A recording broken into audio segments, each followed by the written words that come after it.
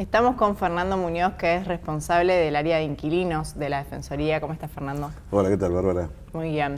Bueno, la verdad es que el área de inquilinos es un área muy importante para la Defensoría. Obviamente la ciudad viene atravesando un proceso de inquilinización y eso ha llevado a que se generen cada vez más y más cuestiones o cuestionamientos o preguntas, ¿no? en el marco de la Defensoría. Sí, en realidad, es como vos decís, se ha acrecentado, digamos, la cantidad de inquilinos. Ya se veía en el censo del 2010, que había habido un crecimiento muy fuerte, digamos, en la ciudad, que ya se manifestaba un 35% de los hogares como alquilados. Hoy la cifra debe ser superior. También hubo mucha construcción, digamos, en la zona norte, digamos, se ha complejizado más también el alquiler, hay un alquiler turístico, hay un alquiler temporario, es muy juvenilizado en general el alquiler en la ciudad de Buenos Aires y tiene una particularidad que prácticamente 1 de cada 3 hogares alquilados son de personas que viven solas, lo cual significa también de que hay un solo ingreso, digamos, posible para poder afrontar, digamos, la situación de alquiler. Muy bien, y sobre eso el área llevó adelante una última investigación que la están regularizando, ¿no? Mensualmente. Sí, nosotros mensualmente cruzamos el tema de ingresos con el costo del alquiler, un poco porque progresivamente en estos 3 años que llevamos, un poco más, en la Defensoría, desde que Alejandro creó el programa, íbamos viendo que iba cambiando el perfil de la demanda y que lo que inicialmente tenía más que ver con abusos, digamos, en el cobro de las comisiones inmobiliarias, algo que se corrigió a partir de la ley que se votó en el 2017, lo que iba ascendiendo, digamos, en las consultas eran los problemas para afrontar el alquiler, para pagar, concretamente. Entonces lo que hacemos es cruzar ingresos y precio del alquiler, y la verdad que nos dan cifras notables, digamos, muy particulares también en cuanto al resto de la historia de los alquileres. Esto de nosotros, desde la época podemos decir, del gobierno de Irigoyen, que fue la primera vez que se regularon en el sentido de que se crearon los contratos de alquiler, antes se pactaba de palabra, mano a mano, digamos. Claro. Desde ese momento hasta ahora, realmente la incidencia que tienen los ingresos, o sea, en el salario promedio, el alquiler es la más alta de la historia. Claro. Y vos mencionás la ley de la ciudad, que de hecho en los primeros programas que hicimos acá en Urbana estuvimos justamente hablando cuando fue el fallo a nivel nacional sobre la inconstitucionalidad de esa ley. Sí.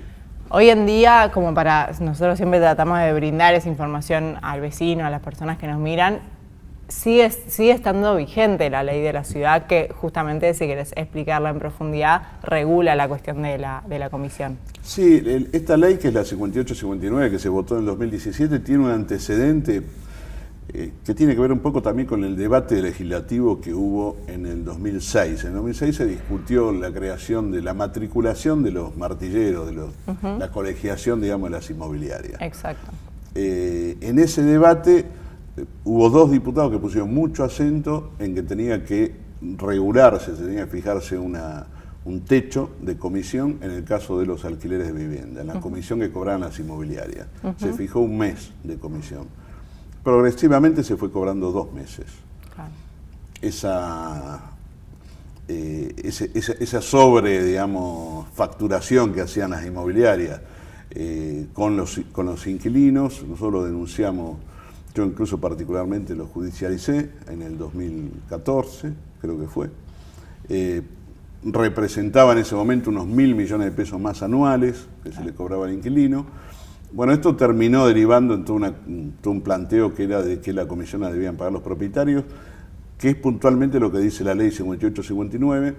Y después había otro abuso, digamos, que era el cobro de gestoría para hacer los trámites de averiguación de lo que es la garantía propietaria, que se hace en el registro de propiedad inmueble, que queda acá en el centro, en Belgrano y 9 de Julio, y que digamos, hoy no supera los 400, 500 pesos, un arancel, y se podía cobrar hasta 5.000 pesos. Claro. Digamos, era otra parte del ingreso que había de las inmobiliarias en el momento de la firma. Bueno, eso también se corrigió en la ley. La ley plantea de que no se pueden incluir gastos de gestoría, o sea, tiene que tener gasto del arancel.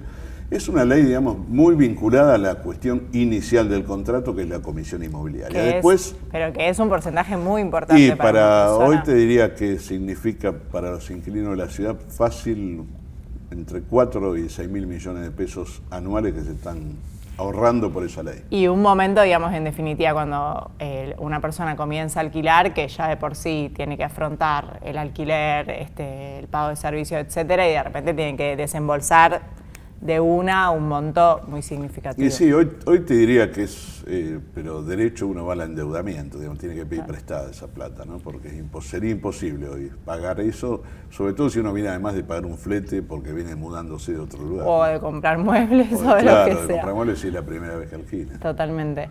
¿Y qué dirías que es la demanda o la pregunta más permanente que se acerca al área? Mira, en estos últimos 2 meses, sobre todo, podría decir que cada 10, o sea, tomando un porcentaje sobre 100, digamos, sobre 10 inquilinos, 4 consultan por el tema de que no pueden pagar más el alquiler, o problemas para renovarlo, porque le están pidiendo entre 40 o 70% en el nuevo contrato, digamos, para seguir en el mismo inmueble. 3 sería por problemas edilicios, filtraciones, humedad, demoras, digamos, del propietario o la administración para hacer los arreglos. 1 por problema de corte de gas, que en algunos casos nosotros como inquilinos tenemos los contratos son de 24 meses, son de 2 años nada más. Claro. Y a veces tenés 1 año de corte de gas, digamos, en el edificio. Bueno, y que ahí también asesoramos, intervenimos porque obviamente que el gasto es mucho mayor para el inquilino, claro, ya sea porque tiene que comer afuera o tiene problemas para calefaccionar, para higienizarse, etcétera. Y por lo tanto tiene que haber una reducción, digamos, del alquiler en un porcentaje. Y muchas de las cosas que vas mencionando, digamos, a principio de año tuvimos un trabajo bastante activo en el marco de que aparentemente se iba a dar en el Congreso de la Nación la discusión nacional de la ley de alquileres, digamos. Por un lado, la ley local dispara un poco la necesidad de sancionar una ley de alquileres, sí, es totalmente evidente, pero bueno, se genera esta declaración de inconstitucionalidad y eso también lleva al marco nacional una discusión de muchos de estos aspectos que vos decís, también lo vinculado a qué corre por cuenta del inquilino y qué corre por cuenta del propietario en el marco de las expensas, ¿no? Sí, lo de expensas, que era el otro punto que es muy importante. La verdad que hubo un retroceso muy grande, digamos, en el tema de expensas. Hoy te diría que el inquilino prácticamente paga todos los gastos. Lo que históricamente eran extraordinarias, hoy ya prácticamente no quedó nada, digamos. Quedó como extraordinario aquello que decide la asamblea de propietarios. Claro.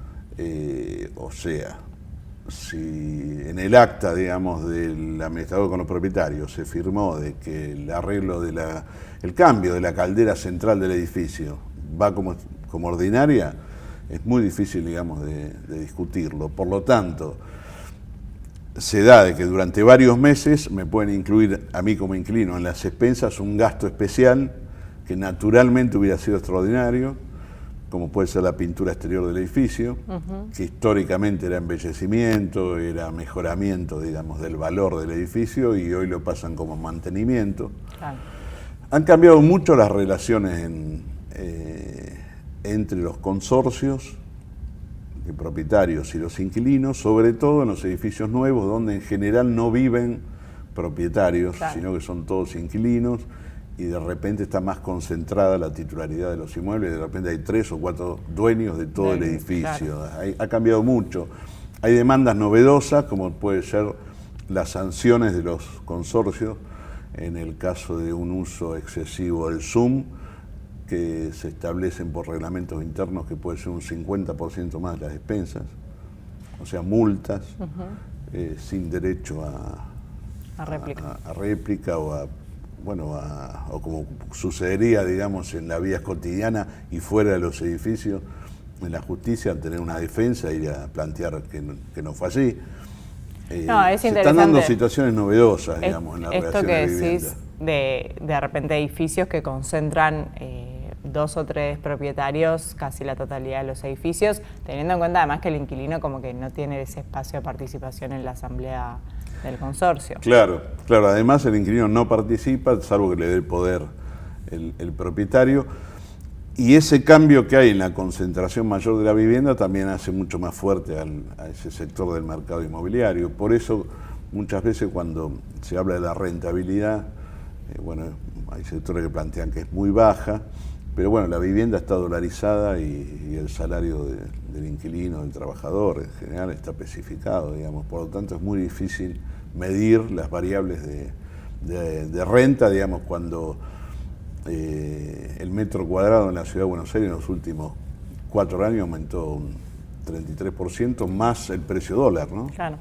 Fernando, y vos antes mencionabas el tema de los alquileres temporarios, que también es como una dinámica que empieza a avanzar, empieza a agrandarse en la ciudad, pero que no tiene un marco normativo tan específico, ¿no? Direccionado a este...